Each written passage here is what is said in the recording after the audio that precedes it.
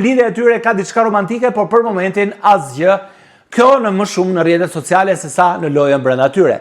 Londrimi e kthen çdo gjë te humori, Klodi e mban çdo gjë me humor dhe deri tani janë bërë një çift shumë i dashur për publikun. Një tjetër çift është Edi dhe Dolce. Edi hyri si ai djali fort që nuk jo donte adi për asnjë, nuk bëri ndonjë gjë të madhe vjet, po si vjet u pa që kishte hyrë me premtime dhe me kërkesa të mëdha tek vetja. Çfarë ndodhi?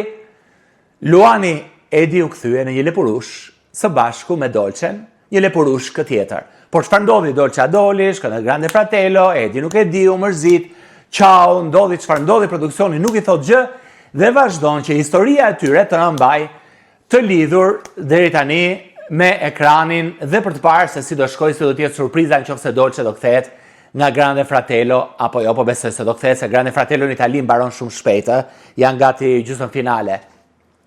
Praktikisht Londrimi dhe Klodin, Edin dhe Dolcen, po kush tjetër? Po ashtu urte but, me ato 6 gjuhët që flet, Bia Khalifa, por njërën gjuhë zgjati më shumë dhe u bë që të kuptohet nga Toni, djaloshi i cili u duk se u kput si një koqefiku në duart e Bia Khalifës.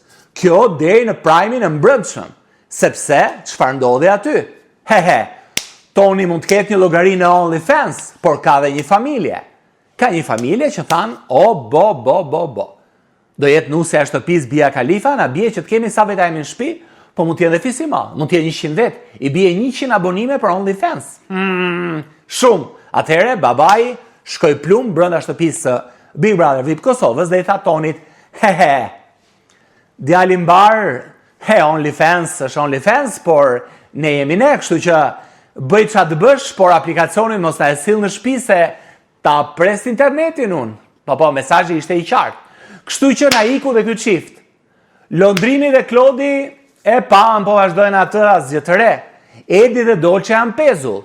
Toni dhe Bia Khalifa, babai Tonit tha jo, hidhi syt nga Eliona, apo Eliona duket sikur nuk ka sy për qabe, thot një shprehje e vjetër popullore.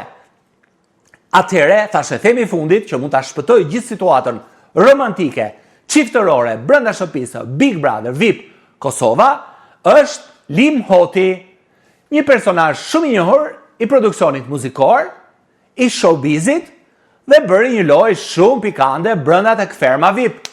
Por tek ferma VIP ai nuk ishte vetëm. Imagjinoni pak Lim Hoti që mendohet se shumë shpejt mund të hyjë në shtëpinë e Big Brother VIP Kosovës, çfarë do bëj? Pse? Sepse duke kërmuar lart e poshtë, nëpër media të rozë, nëpër faqe të ndryshme,